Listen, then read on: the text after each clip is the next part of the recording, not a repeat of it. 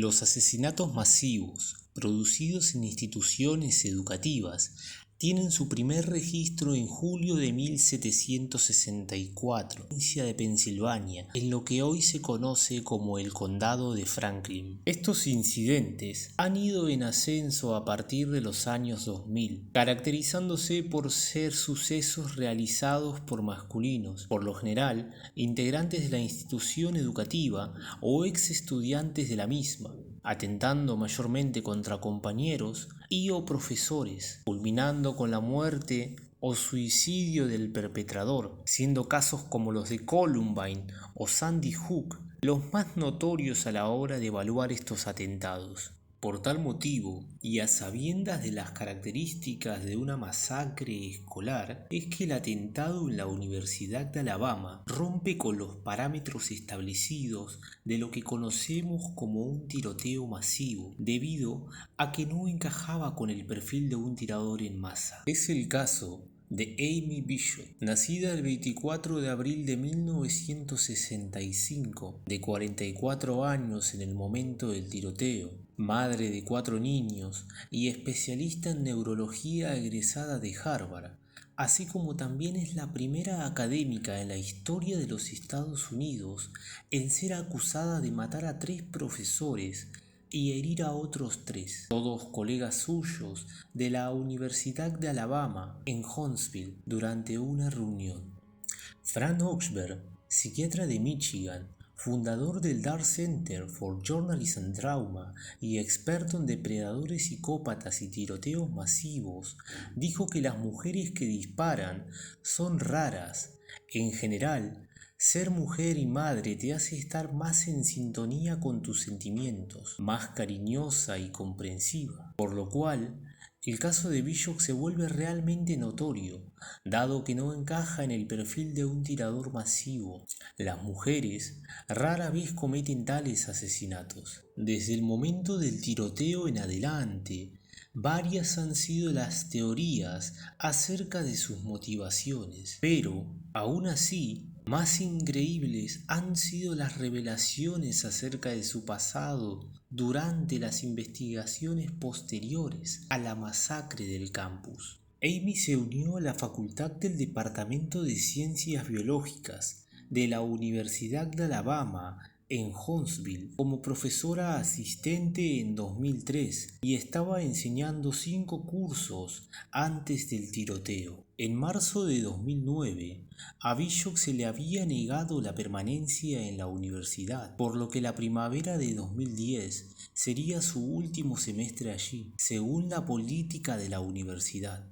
Gran parte de los argumentos esgrimidos para esta negación se basó en la opinión de sus colegas con respecto a la deficiencia del rendimiento académico general de Bishop. Por un lado, Bishop era una instructora pobre e impopular entre sus estudiantes. Varios estudiantes dijeron que se quejaron con los administradores sobre Bishop en al menos 3 ocasiones, diciendo que ella era ineficaz en el aula y tenía formas extrañas e inquietantes de enseñar. Se envió al jefe del departamento una petición firmada por decenas de estudiantes. Andrea Bennett, estudiante de segundo año especializada en enfermería, estaba en una de las clases de Bishop y la describió como muy rara y una gran nerd. Es muy conocida en el campus, pero no diría que es una buena maestra. He escuchado muchas quejas, dijo Bennett. Ella es un genio, pero realmente no puede explicar las cosas. No obstante, las quejas no dieron lugar a cambios en el aula. También, de manera ocasional, les decía a los alumnos que no eran tan brillantes como sus contrapartes en Harvard y despidió a varios estudiantes graduados de su laboratorio, mientras que otros buscaron transferencias. Esta dificultad para trabajar con estudiantes graduados en el laboratorio fue parte de la razón por la que se le negó la titularidad. Un laboratorio no puede funcionar sin estudiantes de posgrado, y los de ella siguieron renunciando o siendo despedidos. Por otra parte, Debido a que Amy dio más énfasis a la obtención de patentes que a escribir artículos, su historial de publicaciones era escaso y las reiteradas advertencias de que no publicar más podría poner en peligro sus perspectivas de tenencia no cambiaron su accionar. Al menos un miembro del comité de revisión de la tenencia de Bishop expresó su preocupación de que estaba loca al decirle al Chronicle of Higher Education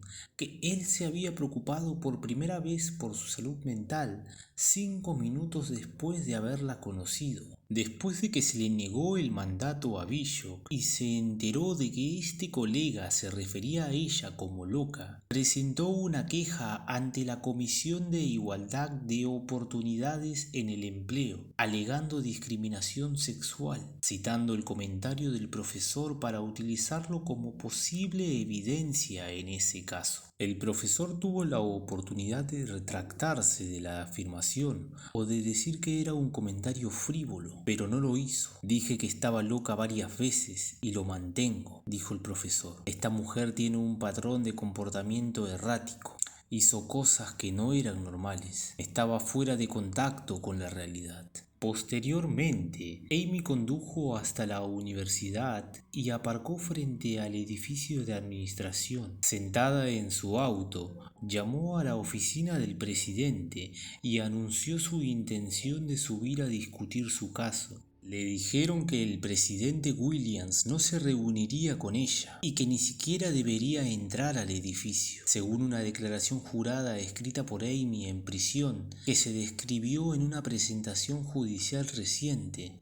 Vio a Williams y al rector, Vistas Karhari, salir apresuradamente del edificio, escoltados por la policía. Acto seguido, Amy telefonió a Debra Moriarty y le comentó lo siguiente: actúan como si fuera a entrar y dispararle a alguien. Como explicó Williams, presidente de la universidad, después de que a Bishop se le negara el puesto en marzo de 2009, no podía esperar que le renovaran su contrato de enseñanza después de marzo de 2010. Aún así, Bishop apeló la decisión ante la administración de la universidad, pero sin siquiera revisar el contenido de la solicitud de tenencia. Determinaron que el proceso se llevó a cabo de acuerdo con la política de la universidad y denegaron la apelación. Una semana antes de los asesinatos, el esposo de Amy, Gene Anderson, la acompañó a Larry's Pistols and Pound, un campo de tiro en las afueras de la ciudad, para practicar tiro al blanco. Trajeron consigo una pistola que Anderson había adquirido más de una década antes en Massachusetts. Un amigo había comprado el arma en New Hampshire y se la había dado ilegalmente, lo que le permitió a Gene eludir el periodo de espera que Massachusetts impone a los permisos de armas. Sin embargo, Anderson le dijo a The Associated Press que la familia no tenía un arma cuando le preguntaron más tarde. El día del tiroteo, Bishop enseñó su clase de anatomía y neurociencias. Según un alumno de la clase de Bishop, parecía perfectamente normal durante la conferencia. Luego asistió a una reunión de profesores del Departamento de Biología en el Salón 369, en el tercer piso del Shelby Center de Ciencias y Tecnologías, que alberga los departamentos de Biología y Matemáticas de la Universidad de Alabama. Eran las 3 de la tarde del 12 de febrero de 2010 y 13 profesores y miembros del personal del Departamento de Biología estaban sentados alrededor de una mesa de conferencias, abarrotada en una sala de conferencias sin ventanas, en lo que se describió como una reunión ordinaria de la facultad. El presidente del departamento, un biólogo vegetal llamado Gopi Podila, distribuyó una agenda impresa. Bishop estaba sentada a su lado, en un lugar junto a la puerta. Normalmente era una participante vocal en las reuniones departamentales, pero en esta ocasión permaneció inusualmente en silencio. La razón era que ella realmente no necesitaba estar allí, dado que un año antes El departamento había denegado la oferta de Bishop para el cargo, y sus esfuerzos prolongados y cada vez más desesperados por apelar la decisión habían sido infructuosos. Cuando terminara el semestre, sabía que su trabajo también terminaría, por lo cual gran parte de la agenda de Podila se refería a los planes para el próximo semestre, los cuales no la involucraban. Durante 50 minutos, Bishop no dijo nada. Luego, justo cuando concluía la reunión, se puso de pie. Sacó una pistola, una Ruger P95 9 mm semiautomático, y le disparó a Podila en la cabeza. La explosión fue ensordecedora. Volvió a disparar, golpeando a una asistente del departamento que había asistido para llevar el acta, Stephanie Monticchiolo. Estas dos personas habían estado a la derecha de Bishop.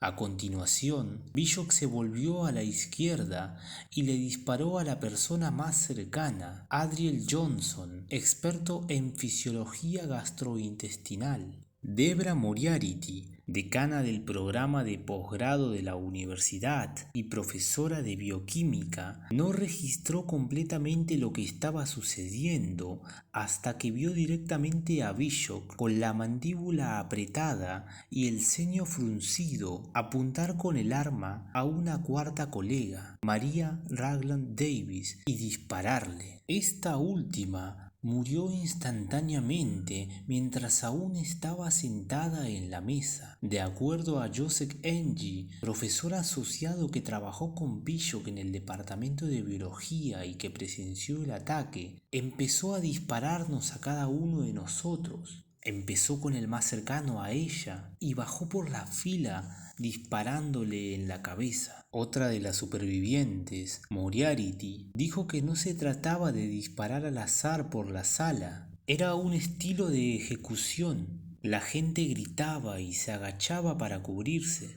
pero Bishop estaba bloqueando la única puerta. Luego, el miembro más nuevo de la facultad del departamento, el biólogo molecular Luis Cruz Vera, resultó herido en el pecho por una bala que rebotó. Cuando Joseph Leahy, cuya investigación se centró en la biodegradación de los hidrocarburos, se agachó para cubrirse, una bala le atravesó la parte superior de la cabeza y le cortó el nervio óptico derecho. Moriarty se zambulló debajo de la mesa, con disparos resonando sobre ella. Echó los brazos alrededor de las piernas de Bishop, pero la mujer se soltó de su agarre. Después miró hacia arriba y gritó: «Amy, no hagas esto. Piensa en mi hija, piensa en mi nieto.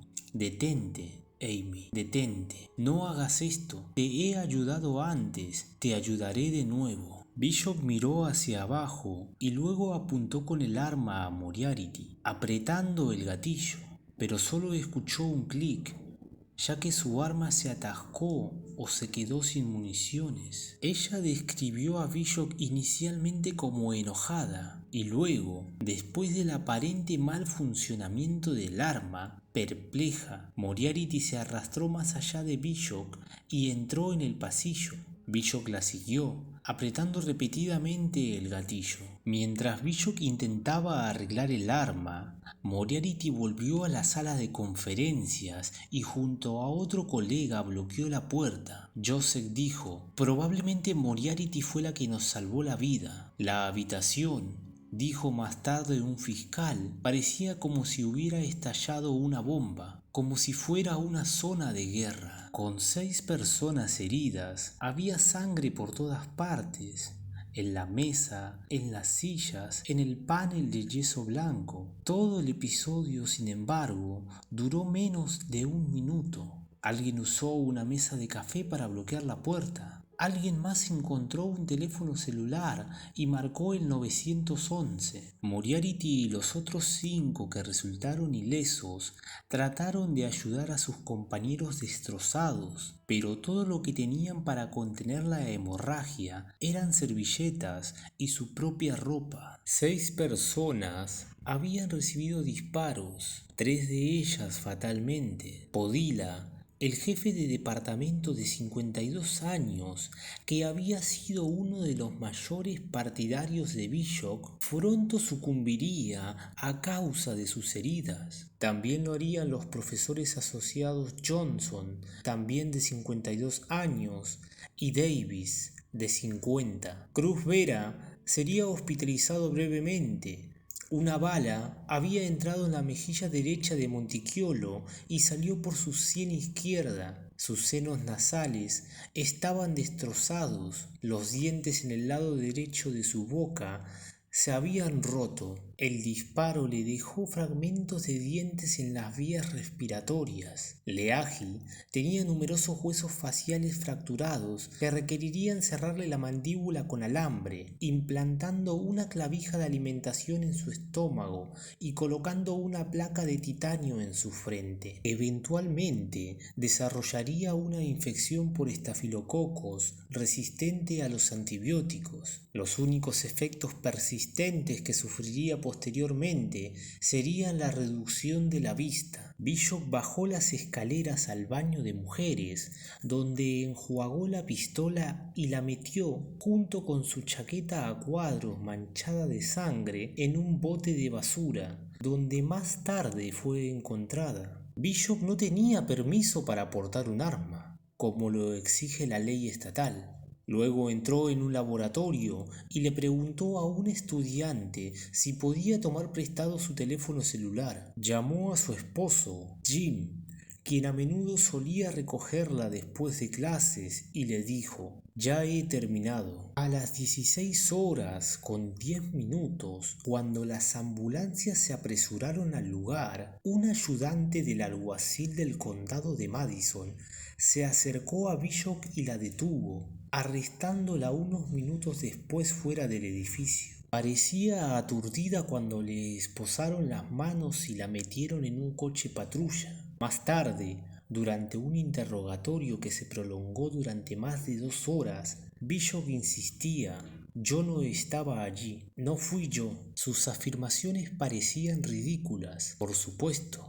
12 personas que conocían a Bishop, que la veían casi a diario, habían pasado casi 1 hora con ella antes de que comenzara a disparar sin una palabra de advertencia. 9 de esos testigos aún estaban vivos. Cuando se le preguntó sobre la muerte de sus colegas, Bishop respondió: «No hay forma, todavía están vivos». La policía de la universidad fue la primera en responder, pero el departamento de policía de Huntsville ahora está manejando la investigación, dijeron las autoridades. La universidad se cerró casi instantáneamente, dijo Trent Willis, jefe de personal del alcalde Tommy Battle. Sin embargo, algunos estudiantes se quejaron en las redes sociales y ante los periodistas de que no recibieron la alerta de la universidad hasta horas después del tiroteo. La ULR se activó tarde porque las personas involucradas en la activación de ese sistema estaban involucradas en responder al tiroteo, dijo Charles Gales, jefe de la policía universitaria, en una conferencia de prensa. Había pocos estudiantes en el edificio y ninguno estuvo involucrado en el tiroteo, dijo Ray Garner, portavoz de la universidad. El tiroteo se produjo una semana después de que un estudiante de secundaria en Huntsville disparara y matara a un compañero de clase, dejando a la ciudad en estado de shock. Después del tiroteo en Alabama, Bishop fue acusada de un cargo de homicidio capital y 3 cargos de intento de asesinato, siendo retenida en la cárcel del condado de Madison, Alabama, sin derecho a fianza. De acuerdo con la ley de Alabama, con respecto a la sentencia por homicidio capital, Bishop era elegible para la pena de muerte o la cadena perpetua. Los fiscales dijeron casi desde el principio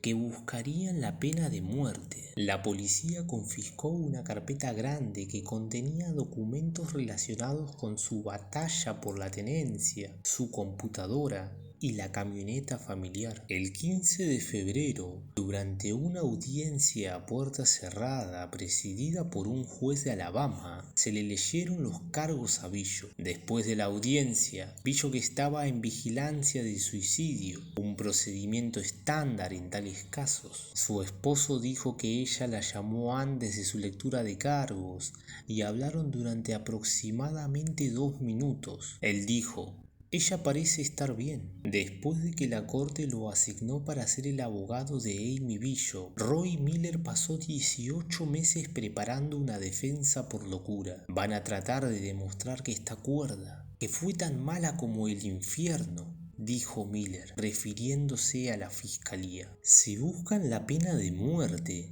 que tenemos que asumir que lo harán, nuestra única defensa es mental. En Massachusetts, una defensa de falta de responsabilidad penal se plantea después de que el fiscal ha presentado su caso y se han demostrado, más allá de una duda razonable, que el acusado cometió el delito por el que se lo acusa. Solo entonces el jurado pasa a considerar el tema de la responsabilidad penal. El fiscal tiene entonces una carga adicional de prueba. El fiscal no solo debe probar que el acusado cometió el delito imputado, sino que también debe demostrarle al jurado que el acusado era penalmente responsable en la fecha del delito y que no estaba loco. En otras palabras, que el acusado era penalmente responsable en el momento del incidente.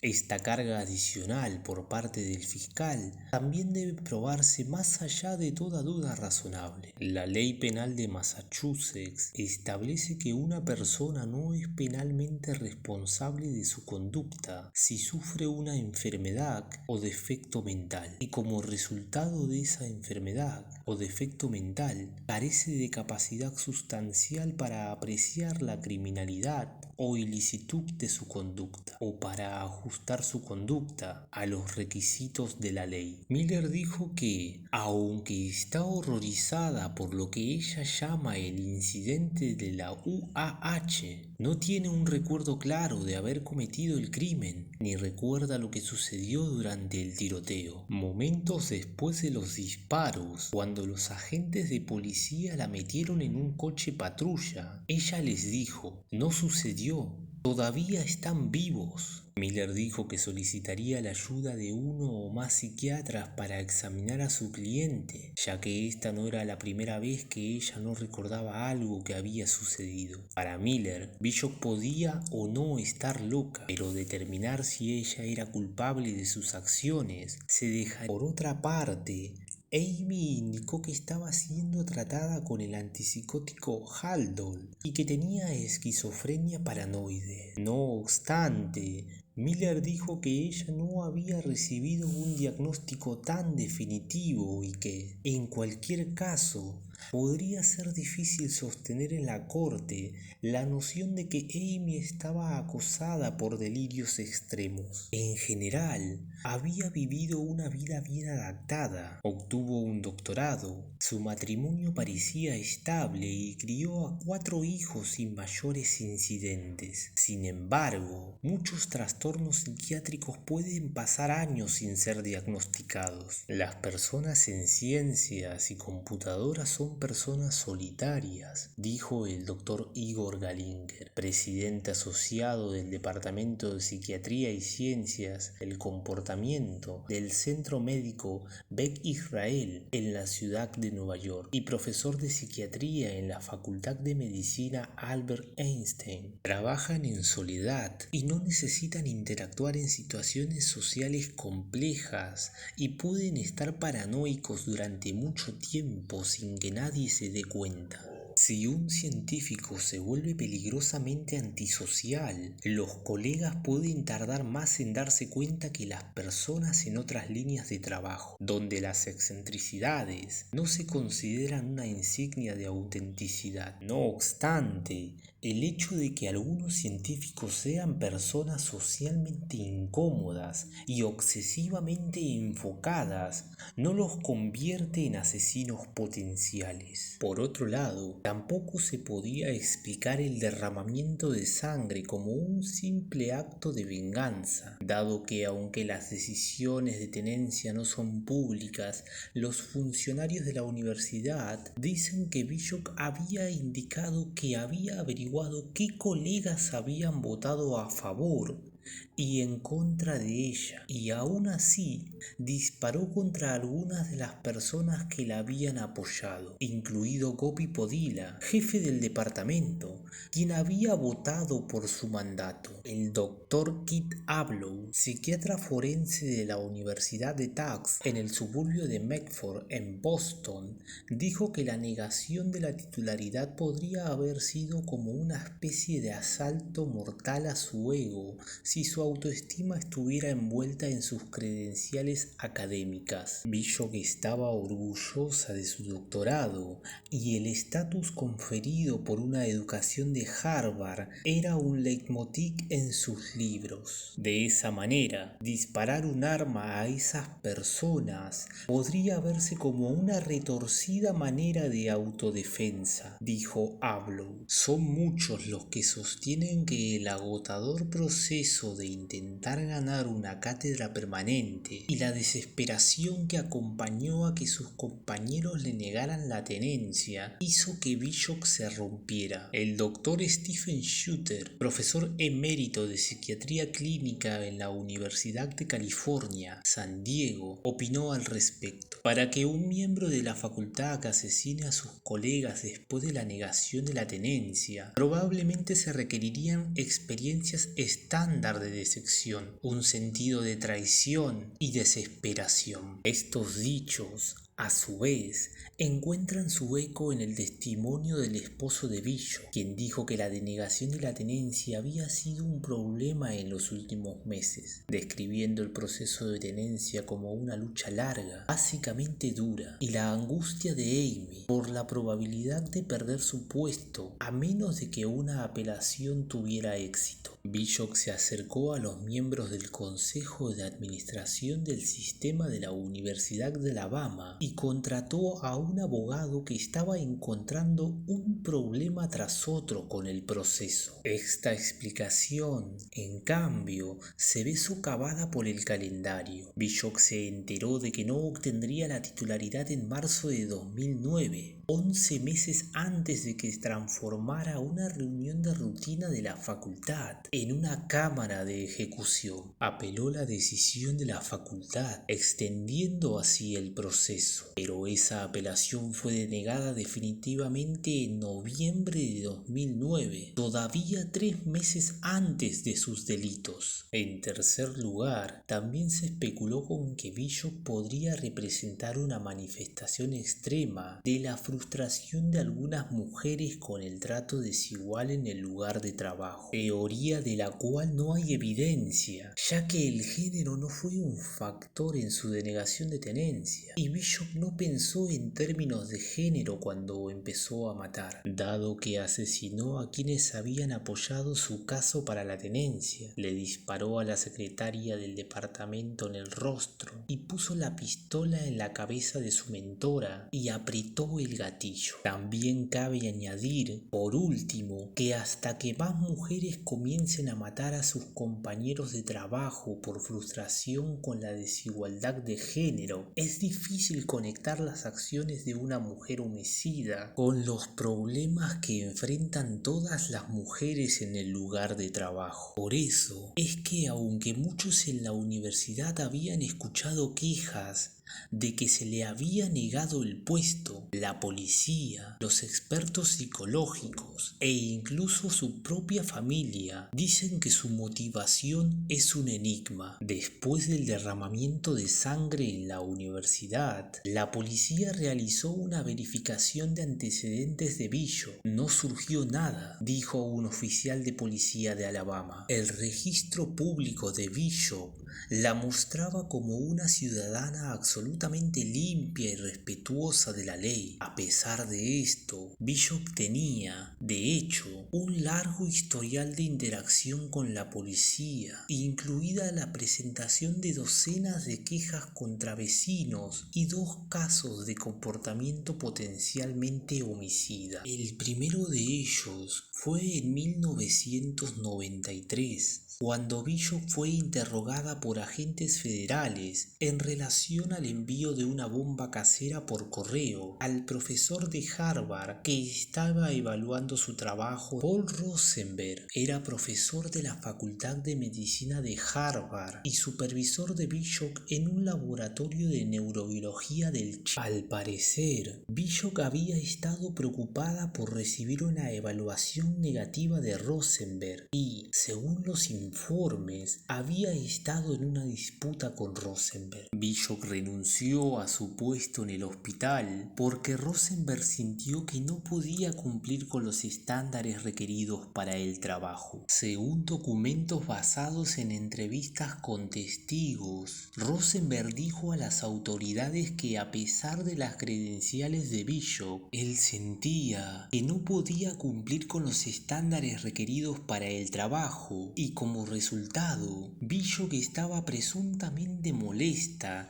y al borde de un ataque de nervios. Justo antes de las Navidades de 1993, Rosenberg recibió en su casa un paquete explosivo. Rosenberg había asistido recientemente a un seminario sobre cartas bomba. El Unabomber había golpeado 2 veces ese año y el pesado paquete parecía sospechoso. Entonces, con cautela, cortó la cinta alrededor del borde con un cuchillo y miró adentro. El paquete de bombas incluía baterías de 9 voltios, 2 bombas de tubo con pólvora negra y 2 interruptores de palanca giratoria. Cerró la caja con cuidado, alertó a su esposa y huyó. Cuando llegó el escuadrón de bombas, descubrieron que el artilugio estaba diseñado para explotar cuando se abriera la tapa. Rosenberg no había hecho eso, lo cual probablemente le salvó la vida. Como la bomba nunca explotó y nadie resultó herido, la investigación se cerró sin que se presentaran cargos y sigue sin resolverse, aunque Bishop y su esposo fueron identificados como los principales sospechosos. Las entrevistas con las fuerzas del orden revelaron que Amy y Jim Anderson habían hablado con amigos sobre cómo se podía construir una bomba de tubo, y Amy una vez le había dado a su amigo de la universidad Brian Roche un extraño regalo de cumpleaños: 10 libras de permanganato de potasio que se puede usar para fabricar explosivos. Después de los tiroteos en Huntsville, la fiscal federal en jefe en Boston, Carmen Ortiz, volvió a revisar el caso, pero finalmente decidió que Bishop no sería acusada en el intento de atentado. Ella determinó que la investigación iniciada en 1993 fue apropiada y completa, por lo cual el caso aún sigue sin resolverse. El segundo caso en reevaluarse fue el de 2002, en el que Bishop fue acusada y declarada culpable de un delito menor de agresión más conducta desordenada y recibió libertad condicional tras golpear a una mujer en un restaurante. Un sábado por la mañana, Amy, Jean y los niños fueron a desayunar a un IHOP, International House of Pancakes, en Peabody, Massachusetts. Cuando pidieron un asiento elevado para Seth, una mesera les dijo que el último acababa de ser entregado a otra fiesta. Pero nosotros estuvimos aquí primero, protestó Amy. Se acercó al cliente de manera ofensiva, una mujer que se encontraba sentada desayunando con sus propios hijos, y lanzó una perorata llena de improperios. «Soy la doctora Amy Bishop», gritó repetidamente. Según un informe policial, un gerente le pidió a Amy que se fuera del restaurante y ella obedeció, después de caminar hacia la mujer del asiento elevado, identificada más tarde como Michelle Jitka, y golpearla en la cabeza. Varios testigos dijeron que Bishop parecía haber iniciado la disputa, pero cuando un oficial hizo un seguimiento más tarde, Bishop insistió en que la otra mujer era la agresora. Les dijo a sus amigos lo mismo y les explicó que la mujer estaba descuidando a su hijo y que ella, Amy, simplemente estaba tratando de ayudar. También dijo que ganaría la acusación al llevar su bata blanca de laboratorio a la corte, superando a la otra mujer al lucir más profesional. Bishop finalmente fue acusada de agresión y alteración del orden público, pero los cargos fueron desestimados y nunca aparecieron en su registro permanente. Además de la libertad condicional, los fiscales recomendaron que Bishop asistiera a clases de manejo de la ira, aunque no está claro si el juez del caso le ordenó que lo hiciera. Su esposo dijo que ella nunca había asistido a clases de manejo de la ira. Cabe destacar, por otro lado, que en las semanas posteriores a los tiroteos en Alabama, varios excolegas y vecinos se presentaron y manifestaron varios altercados con Amy, en su mayoría por asuntos triviales, insistiendo en describirla como una mujer introvertida, obsesionada y conflictiva. La policía de Ipswich registró 2 llamadas por disputas vecinales de Bishop y en 2002 informó haber recibido llamadas de acoso, según informes locales. Su reputación,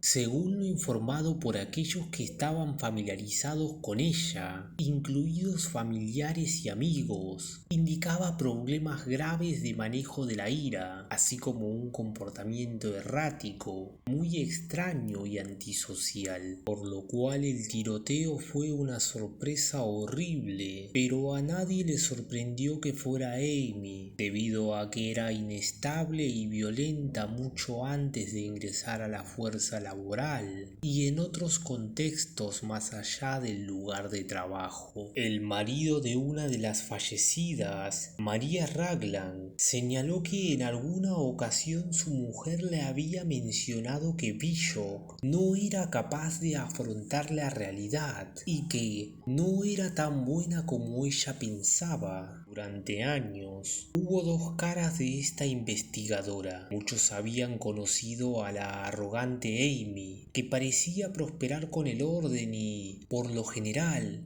tenía la ventaja. Unos pocos desafortunados se habían encontrado con otra Amy, una Amy caótica, confusa, llena de amenazas. La enojada Amy rara vez se hacía cargo, pero cuando lo hizo, las cosas nunca terminaron bien. Del mismo modo, es necesario mencionar que al historial de violencia de Bishop aún le faltaba agregar un último punto, el cual apareció la mañana después de que fuera detenida. Ese día, el departamento del sheriff en Huntsville recibió una llamada telefónica de un hombre llamado Paul Frazier, quien dijo que era el jefe de policía en Braintree, Massachusetts, el suburbio de Boston donde Bishop había crecido. Frazier dijo: «La mujer que tienes bajo custodia, pensé que querrías saber, disparó y mató a su hermano en 1986. En ese momento se dictaminó que fue un accidente y Amy se marchó sin problemas. Pero en junio de 2010, 24 años después de la muerte de su hermano, Seth Bishop, de 18 años, y tras la masacre de Huntsville y de la realización de una investigación posterior en Massachusetts, fue acusada de asesinato en primer grado por su muerte. Si ese caso no hubiera sido barrido bajo la alfombra, esto podría no haber sucedido, dijo un vecino de Huntsville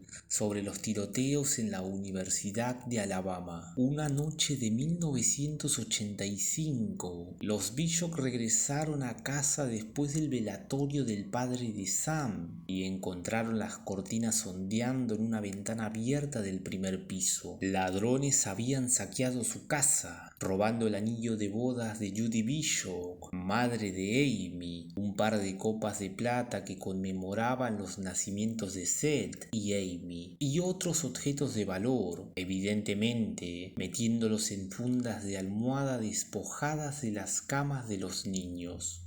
La familia estaba angustiada. Sam Bishop, padre de Amy, condujo hasta Canton, donde visitó una tienda de artículos deportivos y compró una escopeta de calibre 12. Judy y Amy se opusieron a tener el arma en la casa, pero Sam guardó el arma, descargada, en el armario de su habitación, con una caja de cartuchos en un tocador cercano. El 6 de diciembre de 1986, Amy, con 21 años para entonces, estaba sola en casa después de que su madre se fuera a trabajar a los establos y su padre y su hermano también salieran. Pensó que sería buena idea aprender a cargar la escopeta en la casa, dado que estaba preocupada por su propia seguridad después de que los ladrones irrumpieran en la casa de su familia. Procedió entonces a cargar la escopeta de acción de bombeo de calibre 12 de su padre. Seth le había enseñado una vez cómo cargar el arma, dijo, pero no cómo descargarla. Así que cargó varios proyectiles, pero mientras intentaba averiguar cómo quitarlos, accidentalmente disparó un tiro, rompiendo un espejo de tocador y haciendo un agujero en la pared de su dormitorio, el cual trató de tapar con una tirita y una tapa de libro, porque no quería que su madre viera el daño. Seth acababa de regresar de la tienda de comestibles y estaba en la cocina cuando Amy bajó las escaleras con la escopeta de Sam, pidiéndole que la ayudara a descargarlo. Judy también acababa de regresar a casa. Ella le dijo a la policía que estaba en el fregadero de la cocina y que Seth estaba junto a la estufa cuando apareció Amy. Judy le dijo a los oficiales: Amy me dijo, tengo un proyectil en el arma y no sé cómo descargarlo. Le dije a Amy que no apuntara con el arma a nadie, pero cuando Amy giró el arma para mostrársela a su hermano, Judy dijo, el arma disparó. La cocina era pequeña y Amy había estado parada cerca de su hermano, por lo que el disparo le dio a Seth a quemarropa. Seth cayó al suelo, la sangre manaba de una herida abierta en su pecho, su aorta se había roto y su hígado destruido. Cuando Seth cayó al suelo, Amy salió corriendo de la casa por la puerta trasera, llevándose la escopeta. La policía de Braintree recibió una frenética llamada a las 2:22 p.m. al 911 de Judy Bishop. Su hija le había disparado a su hijo, dijo. Poco después, le dijo a la policía que había presenciado todo. Fue un accidente. La estación estaba a menos de 2 millas de la casa de los Bishop, por lo que los oficiales llegaron rápidamente al lugar.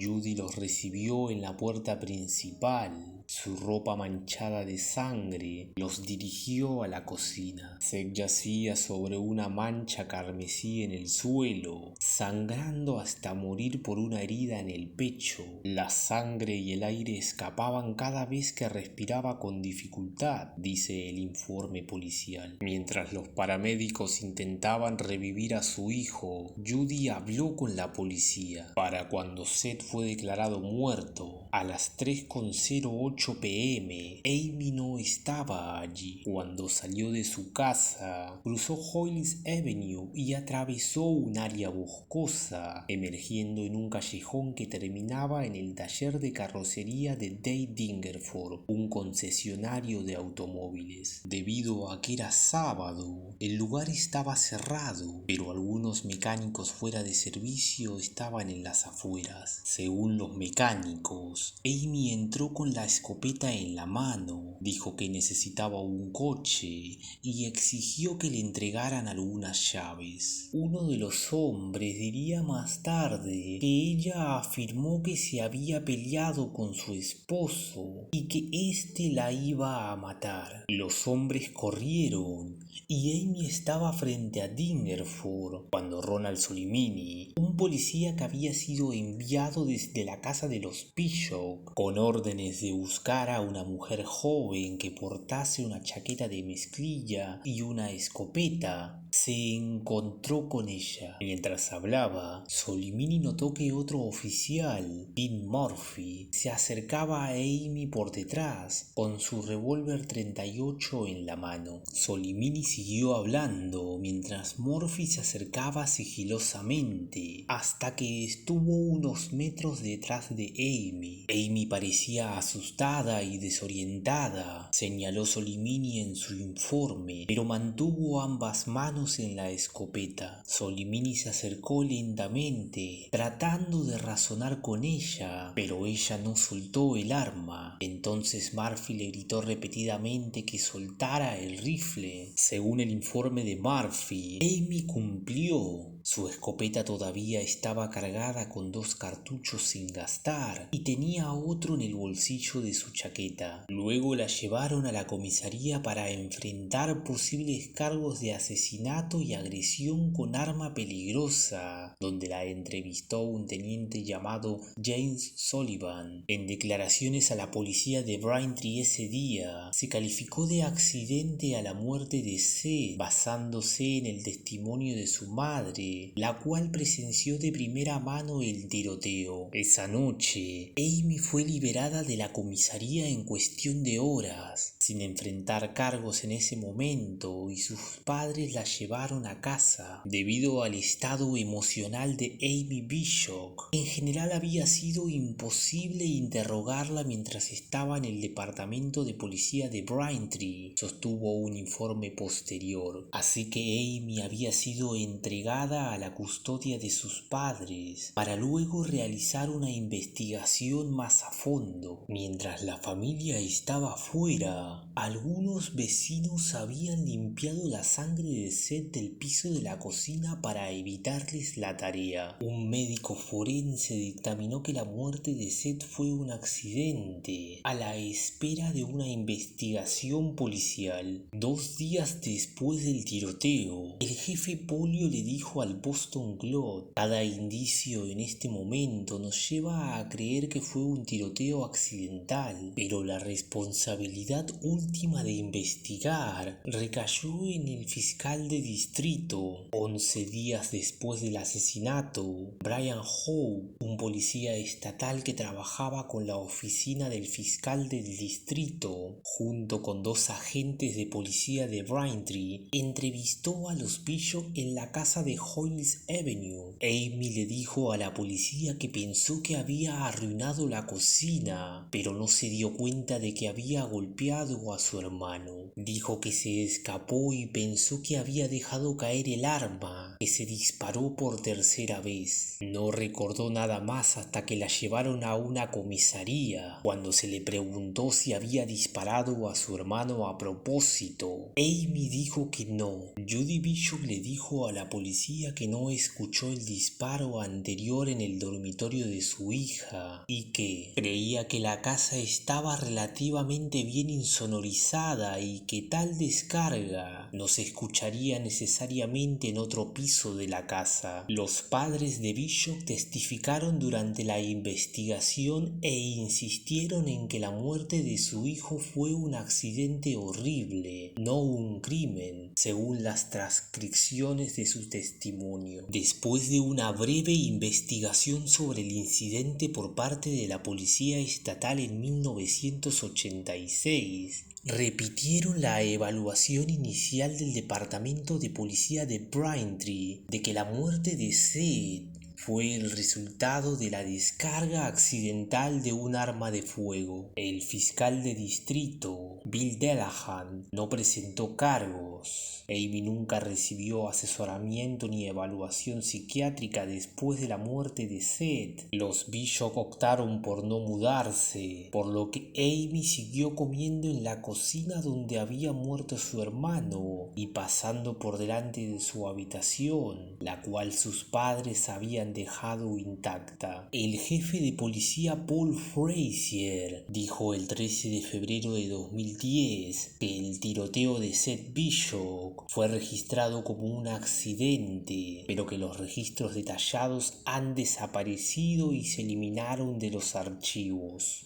Frazier agregó en una conferencia de prensa llevada a cabo el 14 de febrero de 2010 que la investigación fue mal manejada y barrida bajo la alfombra por el entonces jefe de policía, John Pollio, quien les dijo a los oficiales que la entregaran a su madre, ordenando la liberación de Bishop incluso antes de que se formalizara su arresto. Todo fue decisión de Pollio, dijo Frazier. Amy estaba siendo interrogada en la estación cuando llegó Judy Bishop, según Ronald Solimini, que para entonces había regresado a la estación. Judy exigió ver al jefe y gritó: ¿Dónde está John? Solimini recordó lo extraño que fue escuchar a Judy Bishop preguntar por Pollio por su nombre de pila. Nunca escuché a nadie llamarlo John, dijo. Kenneth Brady, un sargento que estaba en la estación ese día, testificó que él también escuchó a Judy preguntar por el jefe. James Sullivan, el teniente que interrogó a Amy,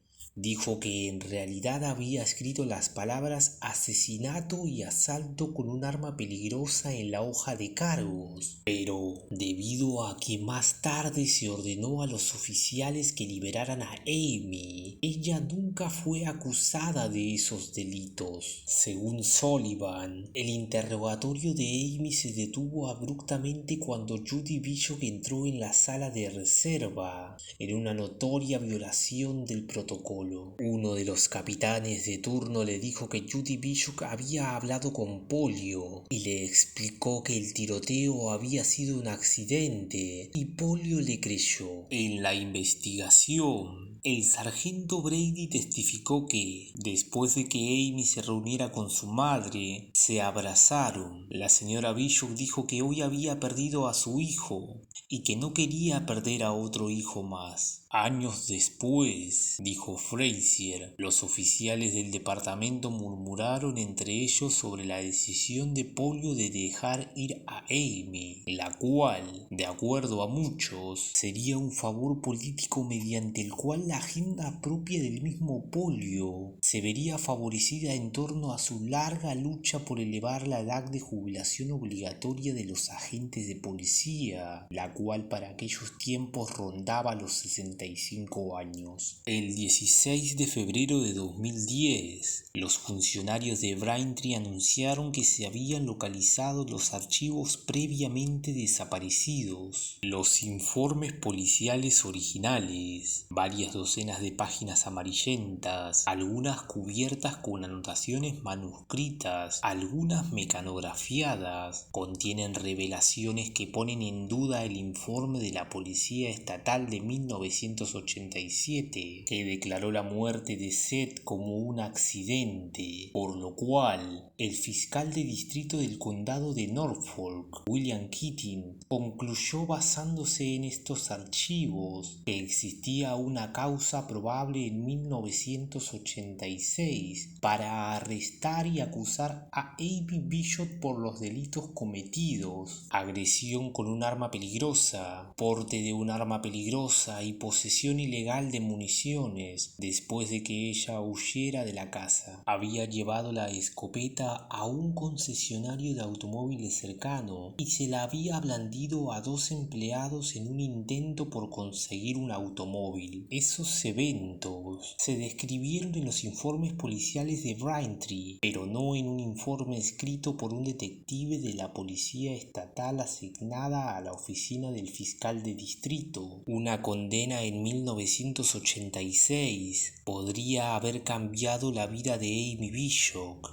evitando potencialmente la tragedia de Alabama. El 25 de febrero de 2010, Keating envió una carta al juez del Tribunal de Distrito Mark Coben para iniciar una investigación judicial sobre el tiroteo de 1986. Keating dijo que las fotos de la escena del crimen recientemente ampliadas del dormitorio de Bishop revelan un artículo de noticias en el que se informó un crimen similar. Keating no identificó el artículo de noticias específico, pero The Boston Globe escribió que una búsqueda en internet reveló que 2 semanas antes, los padres de Patrick Duffy, el actor que interpretó a Bobby Ewing en el popular programa de televisión Dallas, fueron asesinados en Montana por un asaltante empuñando una escopeta de calibre 12, que luego asaltó un concesionario de automóviles, robó una camioneta y huyó. Para Keating, las pruebas que no se habían compartido con los fiscales después del tiroteo de 1986 sugerían que Bishop mató intencionalmente a su hermano, por lo cual no había excusas para no acusarla en ese momento. Bill Delaham, que en 1986 era el fiscal de distrito del condado de Norfolk, dijo que si hubiera estado al tanto del incidente en Dingerford, habría acusado a Amy de agresión, lo que probablemente habría provocado una evaluación psiquiátrica. Pudo haber tenido un resultado totalmente diferente en términos de lo que sucedió en su vida, dijo. Delaham culpó a Brian Hogg, quien fue el investigador principal de la policía estatal en el caso Bishop y había escrito el informe policial final, en el cual catalogó a la muerte de Seth como un accidente, por omitir un relato del enfrentamiento con la policía. Sin embargo, Hogg afirmó que la policía de Braintree nunca le informó que Bishop más tarde había acosado a los empleados en un concesionario de automóviles a punta de pistola, siendo esta la razón de que no lo haya incluido en su informe. También sostuvo que solicitó repetidamente los informes del incidente del 6 de diciembre a la policía de Braintree, pero nunca los recibió. El 1 de marzo de 2010, el fiscal de distrito de Norfolk, William Keating, anunció que se llevaría a cabo una investigación. El juez Mark Coben, primer juez del Tribunal de Distrito de Quincy, estaba programado para llevar a cabo la investigación. Durante la investigación, los oficiales de policía de Braintree reafirmaron su testimonio acerca de que Judy Bishop había preguntado por polio antes de que se ordenara a los oficiales que liberaran a Amy Bishop. Contactado por la CNN, Polio, de 87 años y jubilado, negó haber hecho esa orden, diciendo que los detectives le dijeron que el tiroteo parecía accidental y que se determinó que Amy debería ser entregada a su madre. Dijo que cualquier vínculo entre la liberación de Bishop y la posesión de su madre en la ciudad era ridículo, en referencia a la falta de los registros policiales del incidente. Polio dijo: no hubo encubrimiento, absolutamente no hubo encubrimiento ni registros perdidos. Todos los registros estaban ahí cuando yo me fui. ¿A dónde fueron en los últimos 22 años? Y 2 jefes de policía después, no sé. Además, Polio añadió, no me cuestiono ni un poco, hice absolutamente lo correcto, porque di por sentado que los informes se enviaban a la oficina del fiscal del distrito, cuando en realidad había una falta de comunicación que yo desconocía. No hice nada que pudiera cambiar. El 16 de junio de 2010, Bishop fue acusada de asesinato en primer grado por la muerte de su hermano, por un gran jurado del condado de Norfolk, con Keating a la cabeza, quien dijo luego en una conferencia de prensa en la que hizo un anuncio: no puedo darles ninguna explicación, no puedo darles excusas, porque no las hay. No se hicieron los trabajos, no se cumplieron las responsabilidades y no se hizo justicia. David Truth, portavoz del fiscal de distrito, dijo en un correo electrónico que los fiscales de Massachusetts determinarán el curso de acción correcto cuando se resuelva el caso de Bishop en Alabama. Brian Stevens, un abogado que representa a los padres de Bishop, dijo que no sabía si Amy Bishop hizo alguna declaración después de ser acusada por el asesinato de su hermano, pero agregó: no creo que haya ninguna duda de que ella lo consideró un accidente, y eso es lo que la familia ha creído durante 23 años. A esto se le suma el hecho de que sus padres hicieron su primera declaración desde los asesinatos de Alabama, publicando una declaración de 4 páginas que reafirmaba la inocencia de su hija en el asesinato de su hijo, acusando a los medios de comunicación de sensacionalismo y a los oficiales de Braintree de mentir acerca de sus dichos en la conferencia de prensa de febrero. Esta revisión prejuiciosa y sesgada de los hechos de 1986 es un enorme desperdicio de recursos públicos que de ninguna manera proporciona un beneficio al público y procede solo con el propósito de evaluar la culpa donde no hubo culpa, dijeron los Bishop. Si bien sintieron un dolor profundo e incesante por las familias involucradas en los tiroteos de Alabama y no pudieron explicar lo que sucedió allí, dijeron: sabemos que lo que le sucedió a nuestro hijo Zach hace 23 años fue un accidente. El 18 de junio, 2 días después de que Bishop fuera acusada del asesinato de su hermano en un caso reabierto, intentó suicidarse en la cárcel de Huntsville, cortando longitudinalmente sobre la arteria radial. Se desangró en su celda y sobrevivió solo porque un guardia de la prisión la descubrió. Roy Miller, su abogado, dijo: otros 4 minutos y ella estaría muerta. Su esposo se quejó de que las autoridades no le informaron del incidente. Respecto a este tema, las autoridades carcelarias no emitieron comentario alguno. A raíz de esta acusación de homicidio, Amy hizo saber, a través de un defensor público llamado Larry Trickton, quien la representaba en Massachusetts, que quería ser juzgada por la muerte de Seth. Siempre había insistido en que el tiroteo fue un accidente y parecía resentida por las implicaciones de la acusación retirada. Quiere usar un juicio para ayudar a demostrar que es inocente, dijo Trickton. Amy afirmó además: quiero que salga la verdad, quiero eso para mí, para mis padres, para el cierre.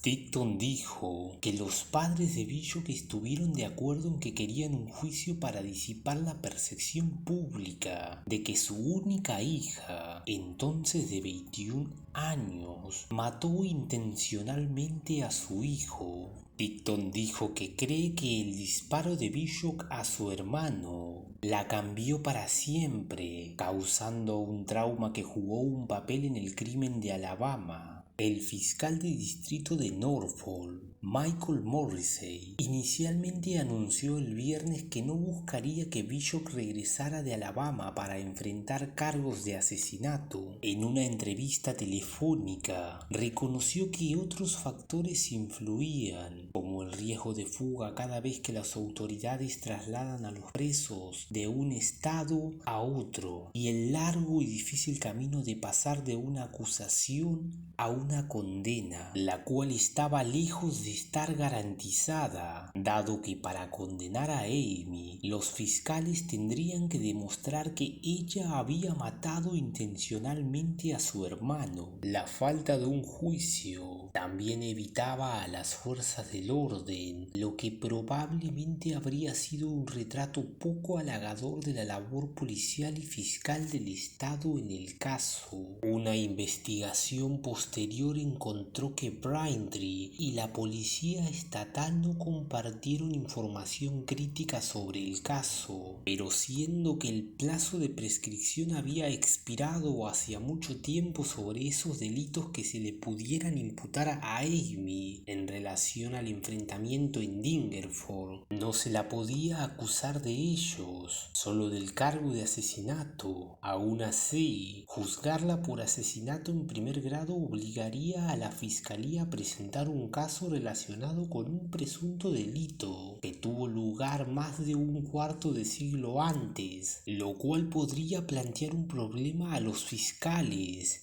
debido a que el caso no se había tratado como un crimen inicialmente, es decir, no se había conservado ninguna de las pruebas físicas, el arma homicida había desaparecido después de las pruebas balísticas, la casa de los Bishop no había sido sometida a una investigación exhaustiva, habiendo solo algunas fotografías superficiales de la escena del crimen y habiéndose visto comprometida la integridad de la escena por los vecinos que habían limpiado la sangre. En segundo lugar, algunas de las personas que podrían ser llamadas a testificar eran ahora ancianos con mala memoria, muchos otros estaban muertos, y finalmente estaba la cuestión del motivo. Si bien algunos relatos sugirieron que había habido animosidad entre Amy y su hermano, no se pudo identificar a una sola persona que conociera a los hermanos y pudiera testificar de ello. Unos días después de la declaración de culpabilidad de Amy, la oficina del fiscal del distrito de Norfolk emitió un comunicado anunciando que no solicitaría su extradición porque Massachusetts no tiene la pena de muerte, dado que Amy está cumpliendo cadena perpetua sin libertad condicional en Alabama. La declaración explicaba que la pena que buscaríamos ya está en su lugar, con una sentencia de por vida sin libertad condicional. No hay un problema de seguridad pública, dijo Morrissey, quien añadió que su oficina a principios de la próxima semana presentará lo que se conoce como un nolle prosequi, que permitirá a los fiscales revivir el cargo de asesinato en primer grado contra ella, si lo ameritan las circunstancias. Tras conocer este extenso historial, las familias de las víctimas consideran que el asesinato múltiple en Huntsville se podría haber evitado y acusan a los responsables de la Universidad de Alabama de negligencia, pues este historial debería haber evitado su contratación. ¿No revisan acaso los antecedentes de los maestros? ¿Cómo se escapó todo esto?, preguntó la estudiante de enfermería Caitlin Felix. Por otro lado, un fideicomisario de la Universidad de Alabama le dijo al Huntsville Times: la gente siguió escondiendo su mal comportamiento bajo la alfombra y ahora estamos pagando un precio tremendo. No obstante, el presidente de la institución, David Williams, ha respondido que se siguieron todos los procedimientos habituales en su contratación y que no se percibió nada que pudiera ser un peligro. A pesar de los vínculos de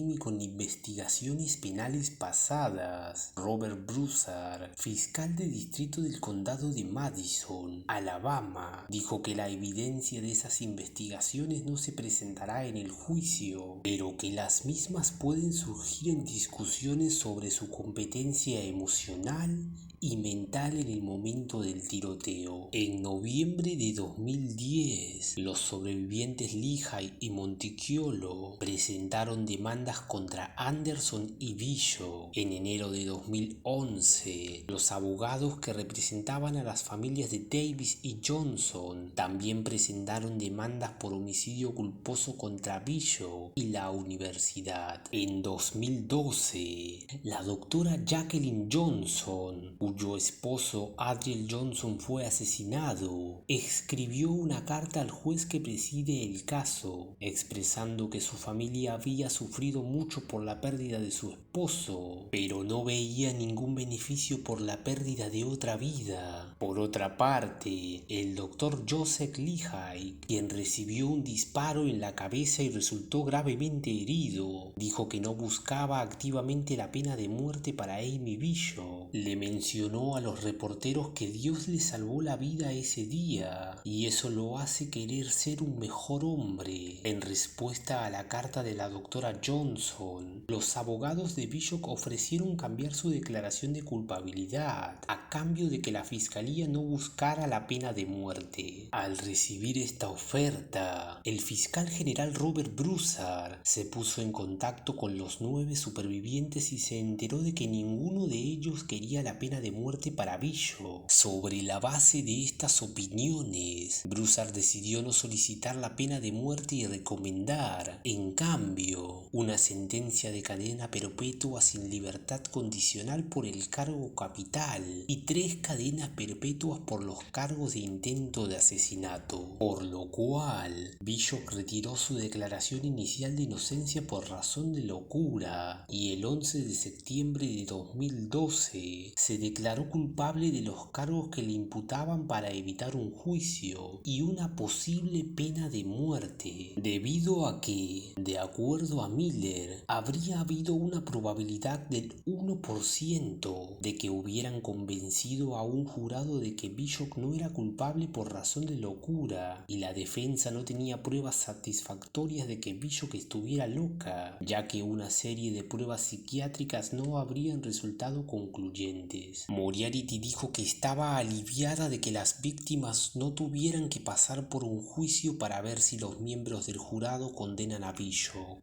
Me alegra que sea un reconocimiento de los crímenes que cometió y no intentar salir de algo alegando un defecto mental, dijo. El jurado escuchó una versión condensada de la evidencia el 24 de septiembre de 2012. El Estado solo llamó a 2 testigos el lunes, pero ambos dieron un testimonio poderoso. La doctora Debra Moriarty estaba en la sala de conferencias cuando ocurrió el tiroteo y describió la escena en detalle. Dijo que el arma se atascó cuando Bishop estaba a punto de dispararle. También echó el cerrojo de la puerta cuando Bishop salió de la habitación y luego atendió a los heridos con otros sobrevivientes. Por otro lado, Charlie Gray, investigador de homicidios del Departamento de Policía de Huntsville, habló sobre lo que vio en la escena. Amy se sentó en silencio, entrelazando y soltando sus manos, mientras la fiscalía relataba sus crímenes. Cuando la fiscalía comenzó a proyectar fotografías de sus colegas asesinados y describir los asesinatos como intencionales, Bishop enterró la cabeza en sus brazos y en ocasiones negaba con la cabeza. El fiscal de distrito Rob Broussard dijo que la reacción de Bishop en la corte no tenía sentido. No se puede tomar una 9 milímetros cargada y sostenerla a centímetros de la cabeza de los seres humanos y decirme que no fue su intención hacer eso, dijo Broussard. Cuando el juez le preguntó a Amy si aceptaba declararse culpable y renunciar a cualquier derecho de apelación, se dirigió al tribunal por primera y única vez y dijo, en voz baja, sí. El jurado deliberó durante unos 20 minutos y luego el juez Alan Mann condenó a Amy Bishop a cadena perpetua sin posibilidad de libertad condicional. La acusada no mostró ninguna reacción cuando se leyó el veredicto. No habló en la corte, pero su abogado dijo que a menudo ha expresado un gran remordimiento por las víctimas y sus familias. Está destrozada más allá de lo creíble, dijo su abogado. Después de declararse culpable en septiembre de 2012 y renunciar a su derecho de apelación, Bishop presentó una apelación el 11 de febrero de 2013. La apelación indicó que no se le informó de los derechos a los que renunciaría al declararse culpable, que no se le informó correctamente del rango mínimo de castigo y que el tribunal de circuito no le explicó que podía retirar su declaración. El 26 de abril de 2013, la Corte de Apelaciones Criminales de de Alabama rechazó la apelación. Declararon que Bishop no impugnó la validez de sus declaraciones de culpabilidad en el tribunal de circuito y no presentó una moción para retirar sus declaraciones ni una moción para un nuevo juicio. El fiscal de distrito del condado de Madison, Rob Broussard, dijo en respuesta a su presentación original de la regla 32 que el graduado de Harvard es uno de los acusados más educados en declararse culpable en el tribunal del condado de Madison. Ella nunca quiso ser responsable de sus acciones, sentenció Broussard, según WHNT. Ahora ella está siendo responsable y no le gusta. Si le das un juicio, le das la pena de muerte, ella siempre apelará y siempre estará insatisfecha. Hizo lo que hizo y ahora tiene que vivir con eso. No podría haber un caso más claro en cuanto a la culpabilidad de alguien por la ofensa. No hay duda de que ella es más inteligente que el asesino promedio, pero sabes que incluso los tontos de la penitenciaría saben cómo apelar los casos. Entonces, ella no es nada especial. En 2015,